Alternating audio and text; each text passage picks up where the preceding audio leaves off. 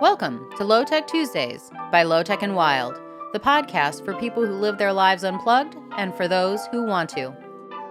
Hey, how are you? Hi. You're all bundled up. Yeah, it's pretty cold in Banff right now. Oh my goodness. Well, are you inside?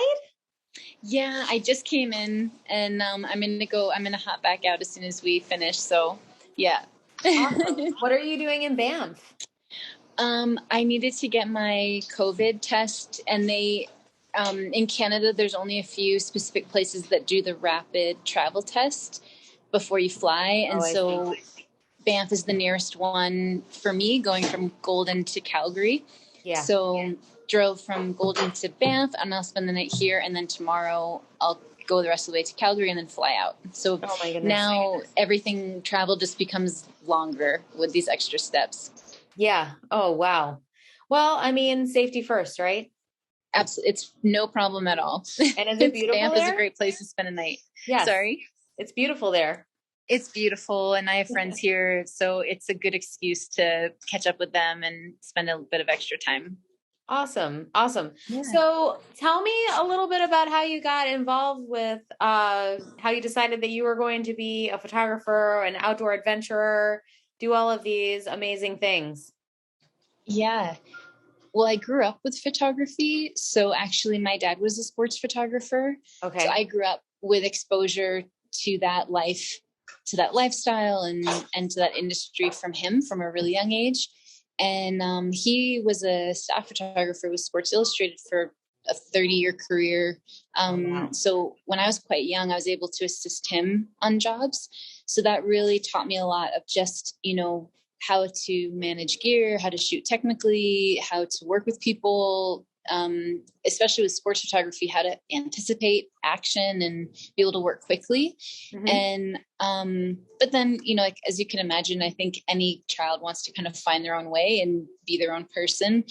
So I was really, really interested in international work and human rights work. And I studied anthropology for my undergraduate degree, and I really wanted to merge photography and anthropology and social work in an international lens.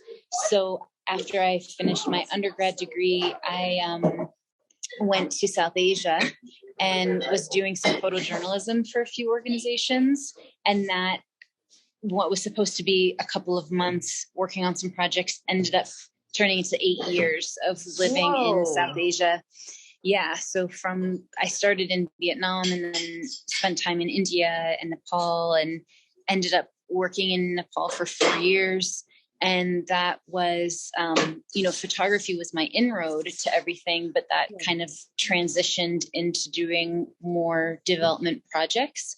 And so, photography always was the thread through, and I documented and photographed as much as I could of different projects I was involved in. But then I really started spending more of my focus on programming efforts. So I worked with women's groups directly to work on sustainable farming practices, mm-hmm. food security, women's health, direct market linkage, income generation programs. And then that kind of spiraled into child protection work. And I ended up working as country director for an international organization. So at that point I was based in Kathmandu, but working as a liaison between donors in Australia for an international organization, liaising between them and local partners on the ground and government officials for efforts around family tracing and reunification for children that had been displaced and trafficked into illegal orphanages, and a lot of advocacy work around that. So I thought that was going to be my life's work. But I think actually doing that international development work really opened my eyes to the realities of international aid and development. And I think I saw very clearly that as an expat, it wasn't personally sustainable for me, nor did I think it was the best direction overall for the organization. So in our attempt to make the organization work more sustainably, we really focused on getting our programs to a sustainable place and a strong place, and finding Nepali nationals to fill all of those roles. And so when we found the right person, that's when I kind of stepped out of that position and came back to North America. But I mean, I had spent all of my 20s in South Asia. So I felt it was a really hard reentry for me. And it took me a while to kind of find my way and figure out what to do now. And that was in 2014. So I took a little bit of time, and then there was the earthquake in Nepal in 2015. And so an organization that was based in Denver, I was in Denver at the time, they reached out to me to help them with kind of in a consultation basis to help them with their recovery efforts in Nepal, because I had just so much experience working in that country. So to help them kind of direct their recovery efforts and interventions. And so that was a really great way to kind of put a foot back in that world, but in a different way. Mm-hmm. And they ended up creating a position for me to be their development director. So I worked with them for programs in Nepal, Kenya, and Rwanda, and was able to travel more with them and do work with them. But at the same time, being back in North America, I started also tapping back into just my own connection with wilderness, and got back into skiing, got introduced to climbing. So I was kind of in this transition period where I was still doing development work, but in a bit of a different context, and trying to figure out like, what is my life going to look like now, and having a social life again for the first time in a really long time, and figuring out like, how does photography play into this? So I, was kind of wobbly a little bit on my feet, and just trying to figure out what was going to be next for me. And so I had family up in Alaska, and I just, at that time in my life, Colorado was amazing, but it just wasn't quite the right fit for me at that time. Mm-hmm. And my aunt, and uncle, which is so different than. You're in Durango now? So right now Marcus is based in Durango. I'm based in Golden in British Columbia, Canada. Oh, okay. So I have family in Boulder, and outside of Denver. So I do have like roots in Colorado, but I don't live there anymore. Gotcha. So my aunt and uncle had lived in Alaska for a really long time, since the 70s. And my aunt runs a lodge and a cafe in Denali. And so she reached out to me. I think she knew I was kind of figuring things out. And she kind of said she needed some help in her lodge, and would I want to come up to Alaska? And I just jumped at that. I mean, awesome. I think I needed something low stress and just to decompress a little bit and give myself some space. So I actually spent the first half of that year, that spring, I did a season on a salmon tender out of Bristol Bay. And I continued up to Denali, and just lived with her. And it was so wonderful to connect with her too. Just, connect to my aunt, but as adult women, instead of, and just kind of transform that relationship from knowing her from when I was a child to just being able to relate to her in a completely new way. So that was actually really special for me. And then to just help her in her lodge, and to be right on the border of Denali National Park. I mean, just living in a dry cabin, and it felt much more aligned for me. The lifestyle and the community felt much closer to me to what I had experienced in Nepal. So it actually was very deeply comforting. Talk about that a little bit. What is life like in Southeast Asia, or even Rwanda? Because I think that most Americans don't really realize. And then when you talk about going to Alaska and living in a dry cabin, you're really kind of going back to that more remote sort of lifestyle. Yeah. There are a lot of parallels between interior Alaska and South Asia. Climate is different, but Nepal, there are a lot of parallels. And I've been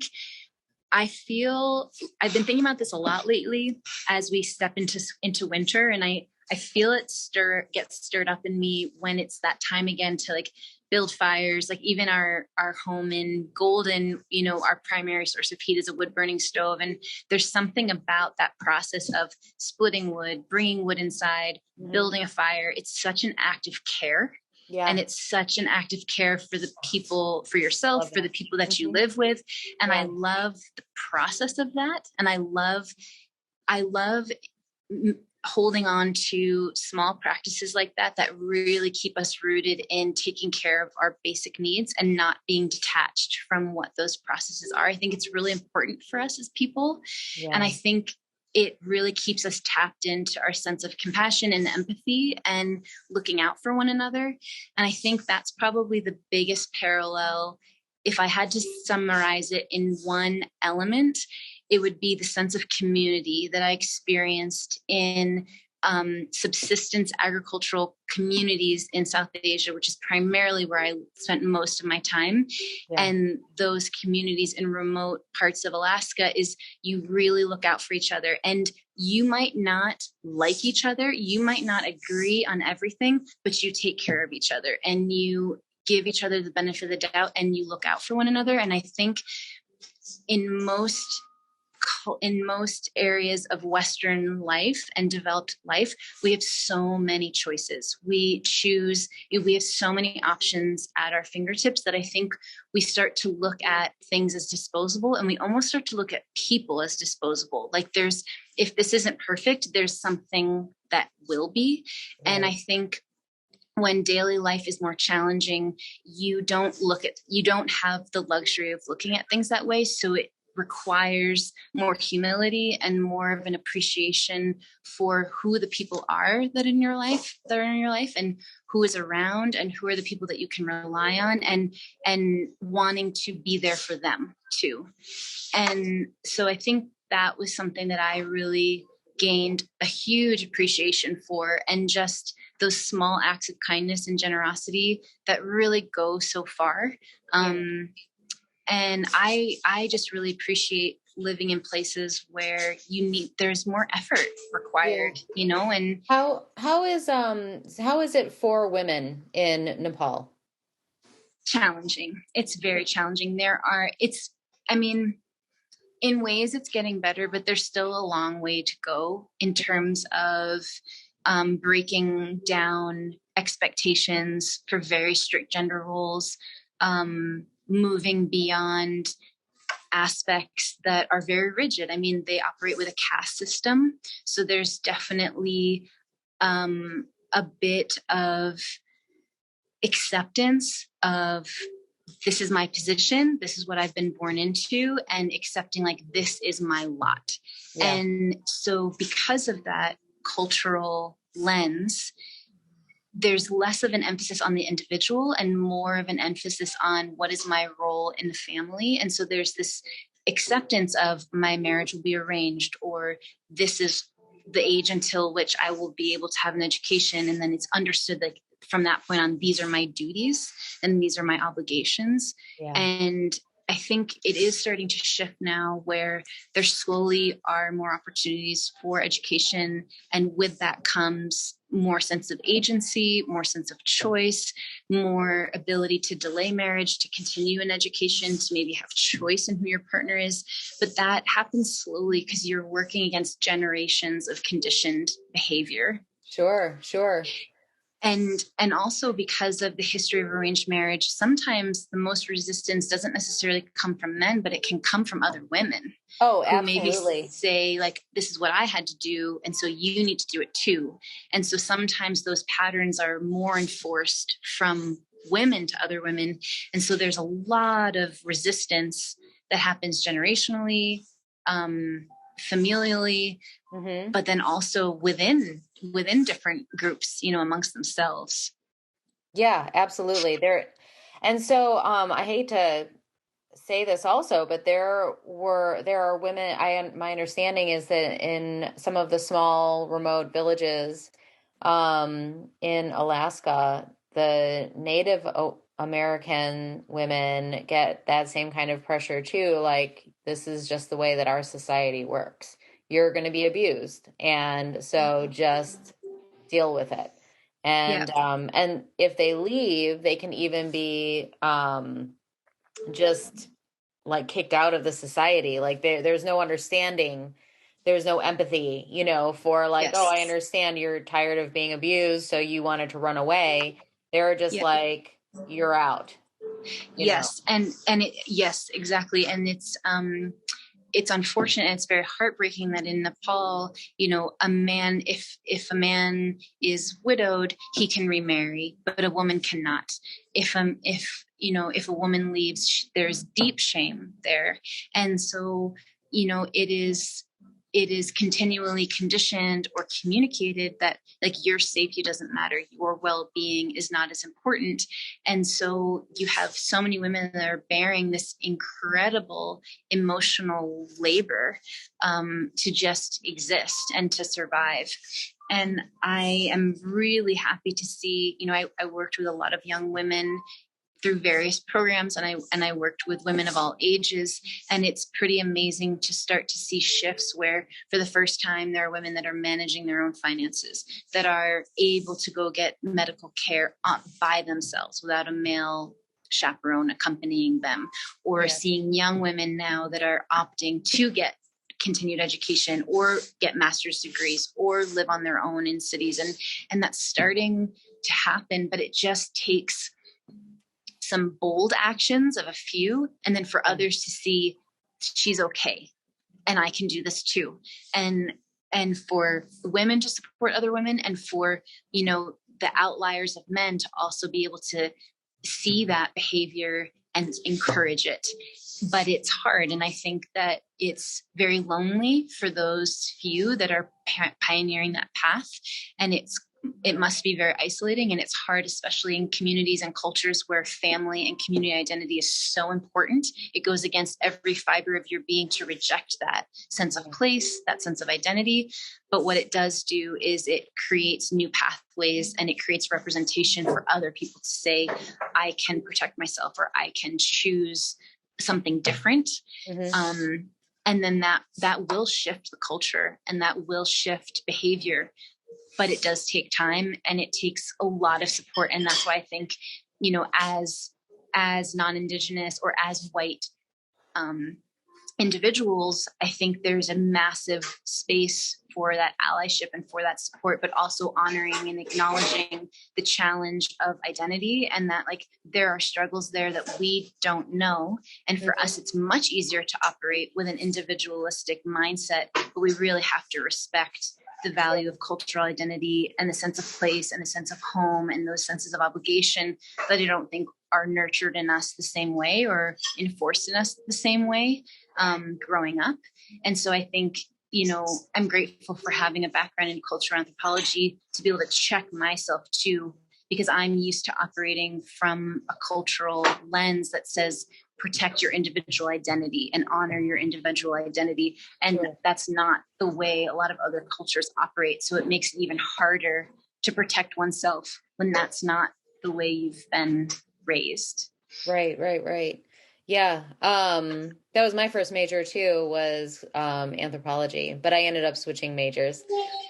Did you hear about in 2019 the Indigenous women that summited Mount Aconcagua in Bolivia? I'm sorry if I butchered that.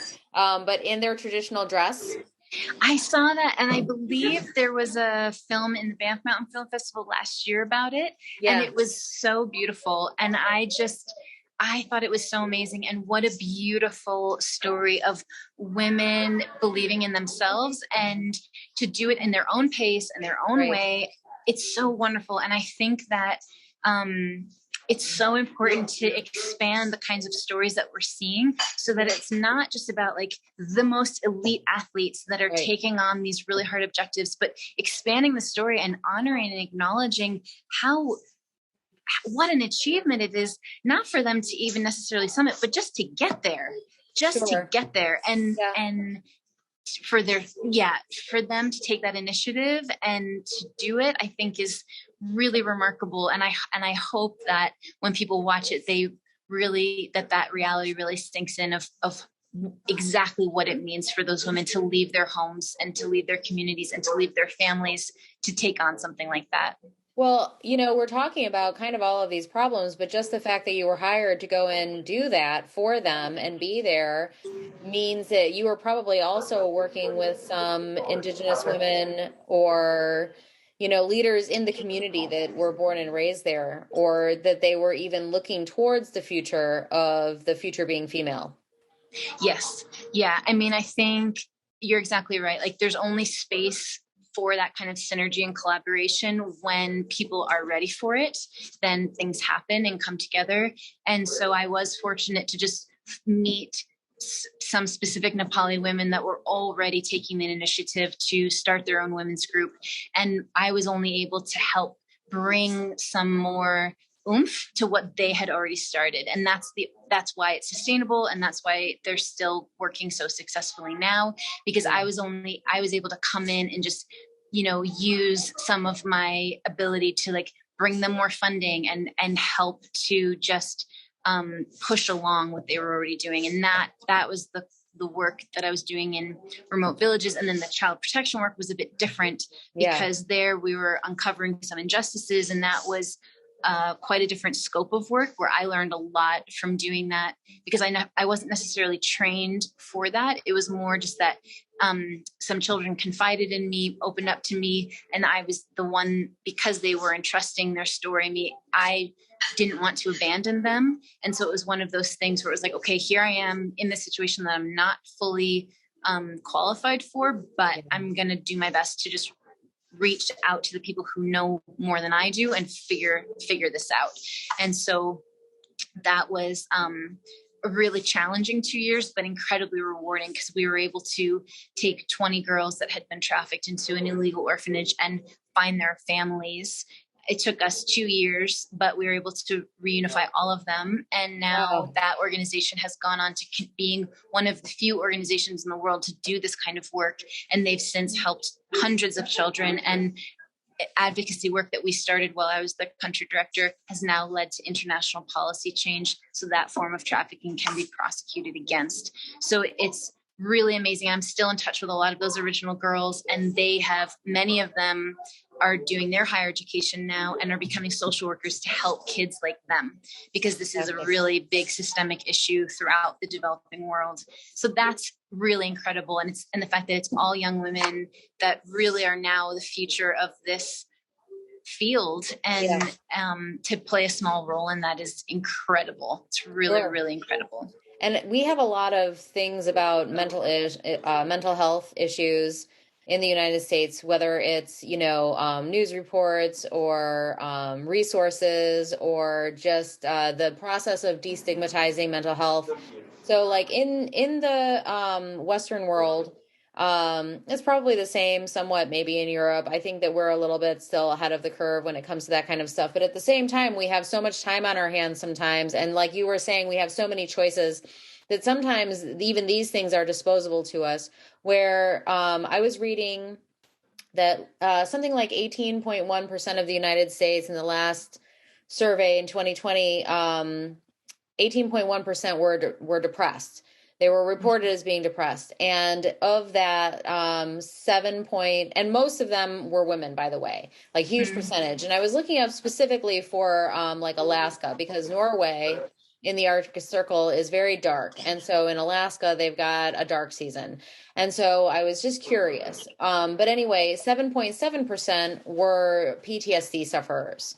And what was very interesting to me was that they were not talking about necessarily war or vets. They were talking about people, children, both boys and girls, that had suffered from rape. And that kind of trauma and growing up and never having addressed either domestic violence or sexual violence causes such a dissociate personality disorder within oneself.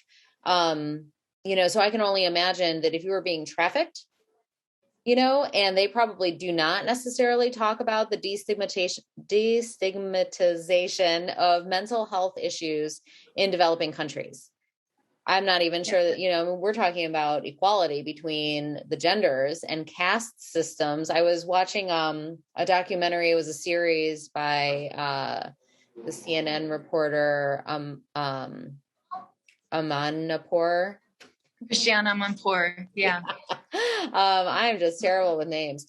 And she went to India, and there was a couple there. They ended up like splitting by the end of that particular episode.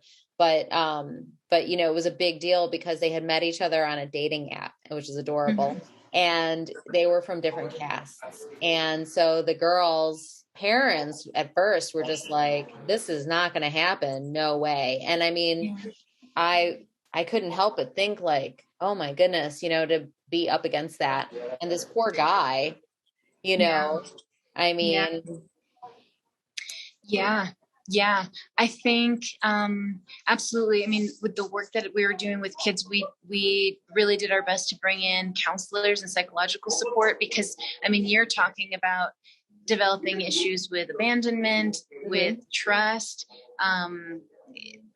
There's so many things there. And even for some children that were displaced very, very young, you know, they might not remember a lot from their experience, but that's also a survival response, a trauma response, to shut out some memories, but your body remembers. And so it is really interesting to think about like somatic healing modalities that can you know, clear memories that are in the body, in the physical body, yes. and how they manifest mentally. I mean, I also am a survivor of trauma, and for me, I think actually what has been really, being in Alaska was very, very healing for me, just working through some of my, or to find healing through moving in the mountains. And for me, actually, and that's been a big part of my pivot to going from humanitarian work into, you know, photography and filmmaking in the mountains, is I think for me, especially after dealing with the corruption and dealing with a lot of betrayal through that process of trying to navigate creating these policies and protecting, you know, creating systems to protect these children, I think it definitely broke down my ability to feel like I could trust other people and to acknowledge and to really wrap my head around what some people are willing to do to our most vulnerable people and communities. It's gut-wrenching, it's heartbreaking, it's really challenging to work and to maintain professionalism in the midst of that. And it was really hard on just like a deep cellular level to just to grasp, you know, how and why like it's heartbreaking to have to do that work, you know, like the fact that it is even a reality, you know. Yeah. And I think for me too, you know, making the decision to come back to the States was hard because it was like, am I abandoning this work? But I think ultimately it was like, I knew that it was going to be done more effectively by someone from that community. There were situations in which my white skin was a liability, you know, like it represented money. It made things harder. It complicated a lot of processes. So I needed to check my own ego and check, you know, is my presence here actually hurting the work ultimately? And that's a hard thing to grapple with, and questioning also the efficacy of some of the larger organizations that have permanent expat presence. And I think I really, my whole opinion on the way we do development work and international development work has really shifted because of that experience. Yeah. But at the same time, it's so meaningful and you feel such a sense of purpose and you feel so needed. And so it was hard to leave that and be like, well, now what? Like nothing feels as important. Nothing feels like it has the same impact. That was just so direct, you know, and so it took me a while to find my way. And I'm definitely someone that I'm at my happiest when I have a sense of purpose and I feel like I have a mission and I feel like I'm doing something that's meaningful far beyond myself. And if I feel like I'm only worried about myself, I'm pretty bored. I'm just like, why? Like, what is the point? Having like a Hurt Locker moment where, yeah, the guy comes back and he's just like, what is this? You know, yeah. Yeah. neon lights and yeah. And I actually was assaulted in Denver 6 weeks after coming back. And I think that really kind of broke my spirit, because it was like, well, I wasn't safe in Nepal, but at least there I was doing something important. Here, it's not safe here either. Like, the sense of safety also is an illusion. And so I was in a pretty dark place. And then getting back up to Alaska, I think it really it enabled me to have a connection with wilderness that I hadn't had really ever in my life to that extent. And I think it helped me build confidence in myself and my own capabilities. And then it really sparked this new path, and it set me on a new path of, really getting into learning avalanche skills, avalanche management, more technical climbing skills, more technical mountaineering skills. And I think for me, the shift was, a lot of people look at mountaineering and being in the backcountry as dangerous, and it is.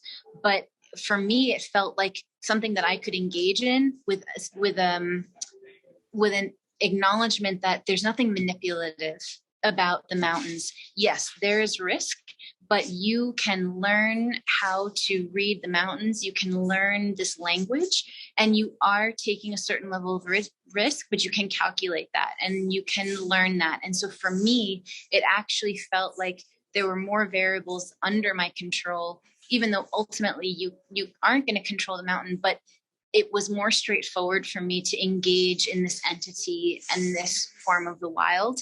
Yeah. And I really just kind of dove, went all in I feel like even an avalanche, it has more purity than maybe some of the humans that you have to deal with. 1,000%.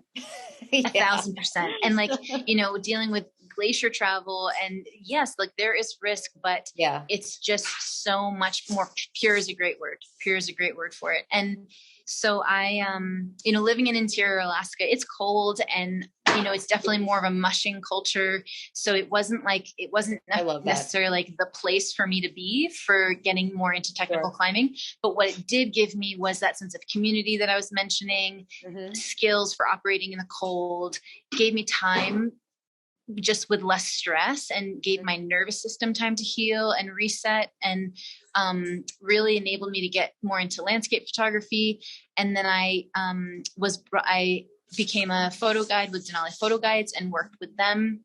Nice. So in the summers, I would guide for them. And then in the winters, I would caretake and just experience Alaskan winters. And what a gift, what an absolute gift. You can take a bad picture in Alaska. I don't think there is. It's just so amazing. Like everywhere you go, like it's so amazing. And the pristine, the quiet, the silence. And, I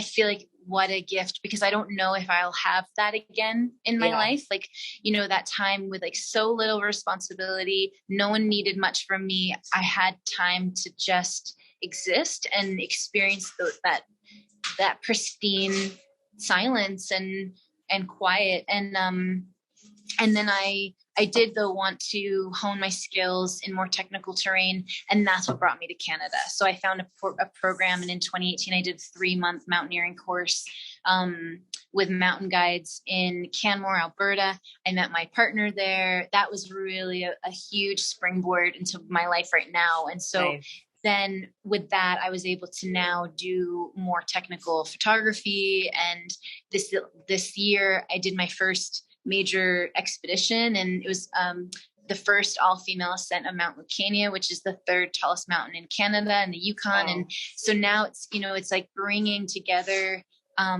all of my passions has been really amazing. And this year also Arc'teryx brought me on as an ambassador for their Alberta chapter. And so my focus there is really working with underrepresented communities to create more access to outdoor sports. So we've put on a couple of programs for Indigenous women to give them more access to climbing.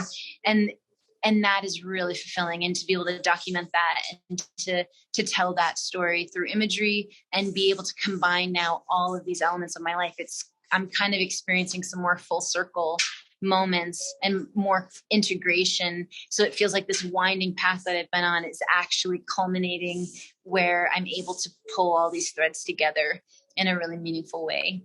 That's fantastic. Wow. Yeah. So you have been traveling. Are you, do you get hired by magazines to go and do assignments also? Or, I'm I've been yeah, I mean it's a bit of a mix. I have had work published like Rock and Ice and Ascent and Gym Climber and others. And most of it is just like things that I'm working on, and then I'll either pitch ideas. I'm working on 3 stories right now.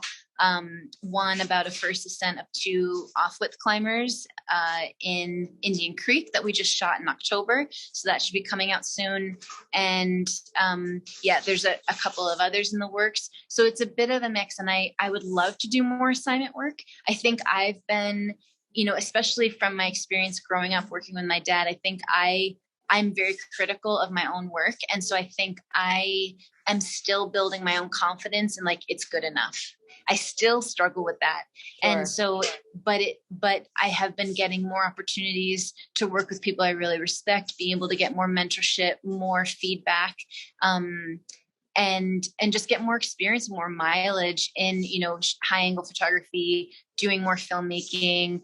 I have a couple of film projects that I'm working on getting support for to start really working on in earnest in 2022. So like, there's no shortage of ideas. It's just, I think a big hurdle for me is to kind of get out of my own way and to really like, just have the confidence to pitch more of my ideas and keep nurturing those relationships.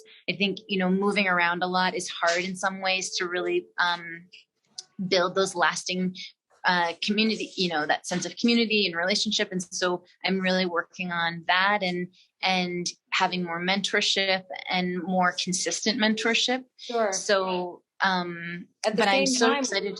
you've got to, when you come back around full circle to some of those people that you saw in like some other town across the country or in a different country or something like that, isn't there an instant bond, like an instant kinship? So I mean, it may be like, it may feel like the community is kind of like spread out or gets dispersed, but then when you get to see each other again, it's so special. I think so. I think so. And I think, especially in the climbing community, I realize it is a pretty small community, and especially in like outdoor photography and like adventure photography, there aren't so many people that want to document expeditions. And there aren't so many people that want to spend 3 weeks in 40 below temps in, for. It's a lot of different skills that you have to have in one human being. Yeah. And I love it. Like, I love the complexity of the logistics, and, I think expeditions are really where my heart sings. I love every aspect of it. I like the challenge. I like the unique combination of skills that it requires of me. And I'm really excited for the opportunity to do this clinic at the Valdez Ice Fest too, because I do think that shooting ice climbing photography is very different. Ice climbing photography is quite different than shooting on rock. Just handling your gear in the winter is something that I feel like I've dialed in just between living in interior Alaska and then, doing an expedition in the Arctic, doing it in the Brooks Range, and then just our experience on Lucania this year. So I'm just really excited to be able to share things that have worked for me, things that have helped me, and hopefully be able to create an experience where people can leave with images that they're really, really proud of, in a range from lifestyle shots to maybe some landscape shots and then action shots, of course. Yeah. So I think it'll be really special. Are you one of those like Henri Cartier-Bresson followers where it's all about like capturing the moment sort of thing? So sort of like nothing is off limits. I mean, your eyes are constant cameras. So, but you gotta snap the shot. Right? Absolutely. I mean, he was one of the biggest influences for me, and that was definitely largely because of my dad's influence, but that decisive moment. And I think that is the X factor in photography. Yeah. And, I think a lot of people focus so much on what gear are you using? And I think, there's a saying like the best camera is the one you have. And it's more about timing. And I think that's where the soul comes in too, and just your own spirit and your own attitude. And it's like, you have to come in with an open enough mind to see those moments of magic, and to be able to be in that position, get yourself in the position to be able to be that prepared witness, and then to be able to capture that moment. And those are the shots that are the most satisfying for me. I'm now starting to do more video, which is pushing my comfort zone because it does require more direction. And I feel like my real happy place is just in as more of a photojournalist, where it's like I'm not influencing anything. It's up to me to put myself in the right position and not interfere at all. So I'm learning how to manage both, keep a foot in both of those worlds, and try to merge them a bit more through, more if I'm doing more commercial work or more video work that requires a bit more of that direction, but how to do it in a really authentic way that keeps and preserves just the natural flow of things. That's lovely. So that's something that I'm excited to talk about participants as well in the clinic. And the other piece too, and I really can thank the years that I spent as a photo guide, is that, people would come through with every piece of equipment you can imagine. So it forced us to be able to work with any gear. So, I have worked with the whole Nikon line, the whole Canon line, the whole Sony line, and I can manage, the menus and the settings on any of those pieces of equipment. And I think after having used a lot of those different cameras, like I can definitely say, like, it's more about who's working the camera than the actual camera itself. And sure, there are some specific differences and features that will make a big difference, but it's amazing what you can do with most gear. So I definitely want to emphasize that to people that are considering participating. It's like, don't worry too much about what you have. And actually, sometimes creative limitations can bring so much magic.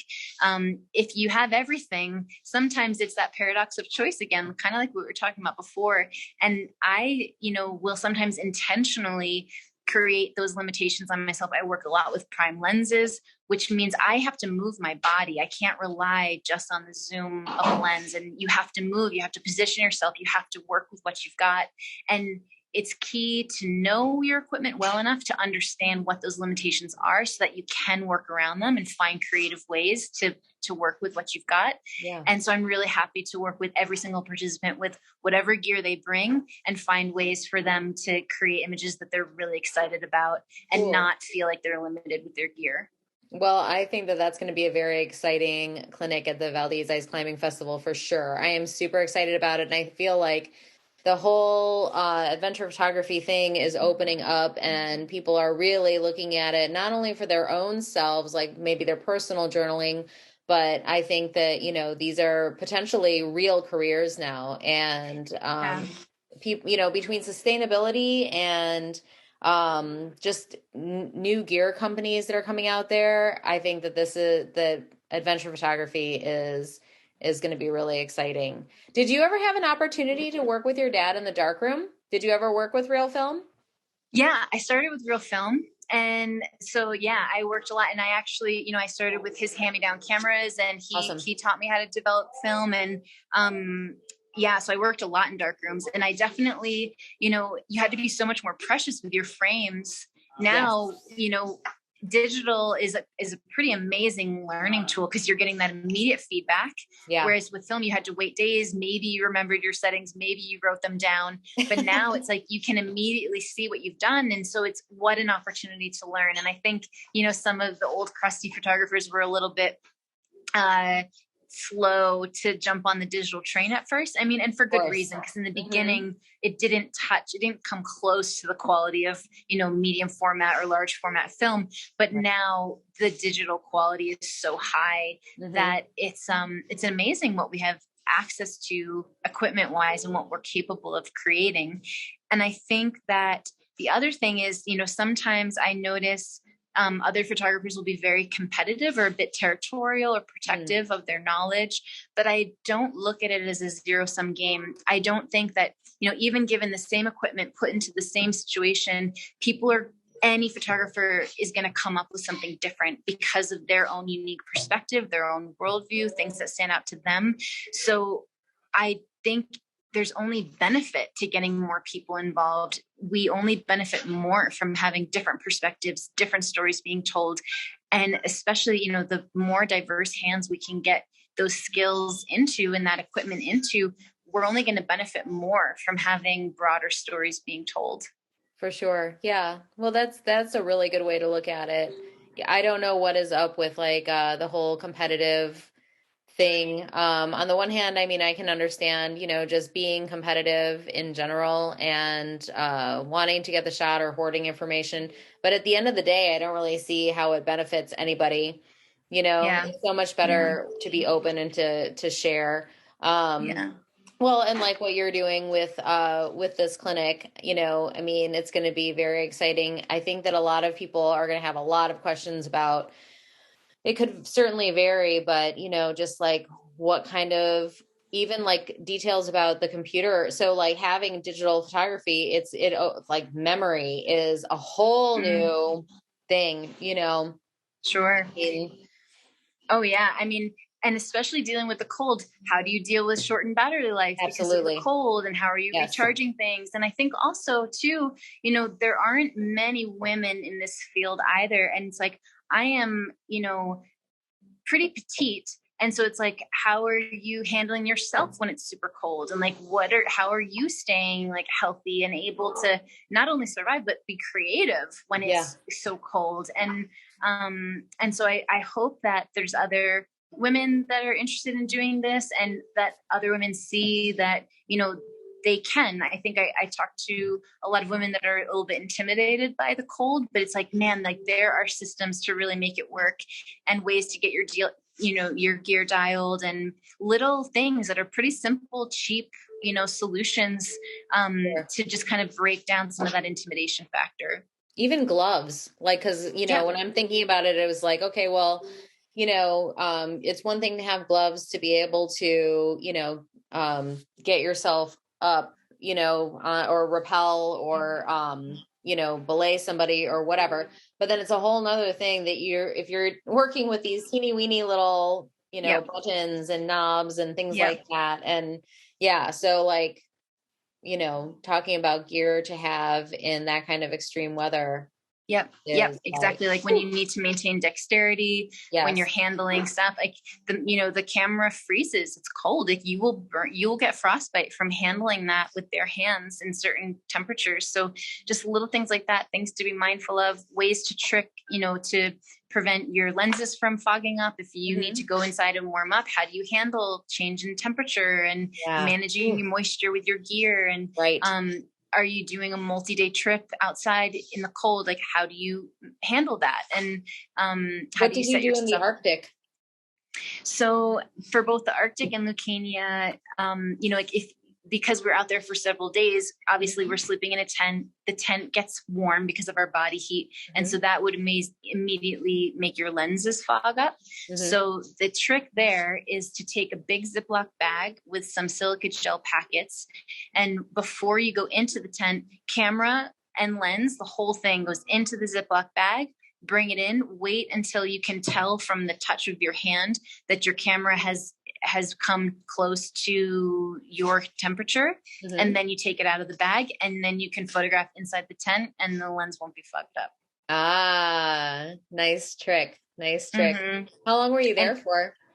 The Arctic was 2 weeks, and it was myself and two of my female friends. And so we had sled dogs with us, and we ski jored through the Brooks Range, and then hunted caribou, and then skied out. So we hunted caribou, field dressed it, and then skied it out, and processed it all. And so that was our meat for the year. And then the Yukon was myself and one other woman. So it was just two of us, and that was 21 days. Wow. That is really incredible. That is so when is your book coming out? I mean, these are just incredible trips. I am working on an article right now about Lucania, and man, my editor is probably cursing me. It has been such a hard story to write, and I'm almost finished with this draft. but it's a hard story to write, but it's definitely one that I'm really enjoying the process of writing it out. And actually I'm flying to Minnesota tomorrow so that Pascal, my climbing partner, and I, we're going to give a talk at the Midwestern Mountaineering Expo in Minneapolis. So that'll be wonderful to be with her again and to relive it again with her and have some time with her. Very cool. So, yeah. Really, really great. Well, I really look forward to seeing you in Valdez and welcoming you back. Have you ever been there? Have you ever been to Valdez itself? You know, I have been wanting, since I got introduced to ice climbing, I have been wanting to go to Valdez for years, and it just didn't happen. So I'm so excited. I wasn't able to leave Canada because I was waiting for my permanent residency to be finalized, and the border was closed, and I couldn't leave until my PR came through. And so it came through in October. So I was able to visit my family for the first time in 2 years. And I'm so excited to come back to Alaska. It is such a special place for me. So it'll be so wonderful to meet you and just to be a part of that weekend. I think it's going to be really, really special. Yeah, I'm looking forward to it for sure. Well, thanks so much for all of your time today. And I'm just so happy to get to know you a little bit better and learn about all of these exciting things. So update your website, because I'm definitely going to be putting links to your website. Okay. Even as it is, when you told me you're like, oh, I have to update it, I was like, what are you even talking about? I'm like, here's all these pictures. This is a gorgeous website. I just am like looking through. It was like, just drinking it all in. It's just fantastic. So thank you. Yeah. Well, I have a friend who's a really talented graphic designer that's working on a new logo for me. And I have a lot of content to add. So my goal is to have that all up by the new year. So that's my goal. I just have to keep my butt in the seat long enough to have the computer time to do it. Yeah. Well, thanks again so much for your time. Enjoy some rest and enjoy Banff. And thank you so much. It was so nice to talk to you. And I'm also really, really looking forward to spending more time with you too. So we'll be in touch and see you in February. Yay! See you in February. Bye, Eva. Bye. Thanks again for listening to LoTech Tuesdays by LoTech Wild. This podcast supports Valdez Adventure Alliance up in Valdez, Alaska, where they strongly believe in nature therapy. Their goal is to bring this to those who will appreciate it, one might say those who need it. Their focus is teaching through play. They are strong encouragers. The events and resources that they provide will help people find the satisfaction of self-accomplishment through effort, of climbing, of riding bikes, of hiking, of trail building, of immersing in nature. They encourage people to allow themselves to surrender to the flow of the vast beauty of those mountains and the Prince William Sound. Their objective is to be a resource for people to find deep happiness and healthy outlets for themselves in these ever-trying times. We would like to shout out to some of the Valdez Adventure sponsors, including IMBA, International Mountain Biking Association, Access Fund, Protecting America's Climbing, and the American Alpine Club. Some local sponsors include the City of Valdez, the CVEA Community Foundation, Alyeska Pipeline, the Fat Mermaid, the Prospector, Valdez Avalanche Center, Raven, Alaska. We'd also like to give a big shout out to Loa Boots, Tiger Tail, Hyperlight, the National Scenic Byway Foundation, Mountain Equipment, RAB, and NICWAX. Thanks again for listening and enjoy your day.